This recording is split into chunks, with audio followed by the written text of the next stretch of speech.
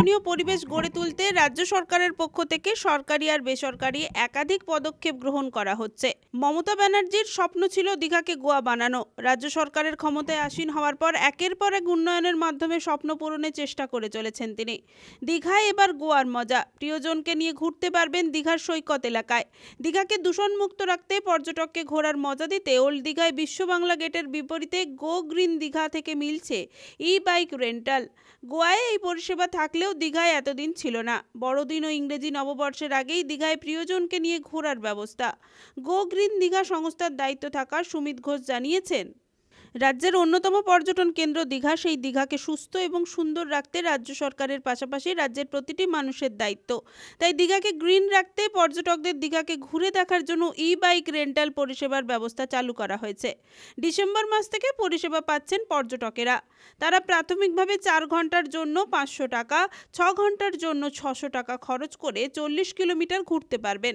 যদি কেউ 80 কিলোমিটার জায়গা ঘুরতে চান তার জন্য বিশেষ ছাড় দিয়ে 8 ঘন্টার জন্য 700 টাকা, 12 ঘন্টার জন্য 900 টাকা খরচ করতে হবে। পরিষেবা পেতে হলে প্রথমে 1500 টাকা জমা এবং যে কোনো একটি পরিচয়পত্র জমা দিতে হবে। রাস্তায় কোনো সমস্যায় পড়লে তার পরিষেবা দ্রুত দেওয়া হবে। একটি বাইকে 2 জন সাথে একটি ছোট বাচ্চা নিয়ে যেতে পারবে। বর্তমান সময়ে ওল্ড দীঘায় কাউন্টার খোলা হয়েছে। আগামী দিনে মন্দারমণি, তাজপুর, শঙ্করপুর সহ জেলার অন্যান্য পর্যটন কেন্দ্রে পরিষেবা চালু করা হবে।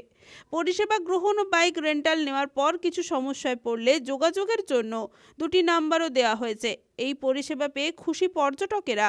দমদম থেকে আগত পর্যটক সুবীর রায় জানিয়েছেন, ই বাইক রেন্টাল পরিষেবা চালু হওয়ায় দীঘায় বিভিন্ন জায়গা ঘুরে দেখার সুযোগ হচ্ছে। রাজ্য সরকার দীঘার পর্যটকদের আনন্দ দানের জন্য একের পর এক পদক্ষেপ গ্রহণ করে চলেছে। পর্যটকদের জন্য দীঘায় পুরীর আদলে জগন্নাথ মন্দির নির্মাণ হয়েছে, তা আগামী বছর অক্ষয় তৃতীয়ার দিনই উদ্বোধন হবে। জগন্নাথ মন্দিরের পাশাপাশি ওল্ড দীঘা, নিউ দীঘা, তালসারি প্রভৃতি এলাকায় আকর্ষণীয় জায়গাগুলি ঘুরে দেখতে ই বাইক রেন্টাল পরিষেবা অনেকটাই সুবিধা দেবে পর্যটকদের।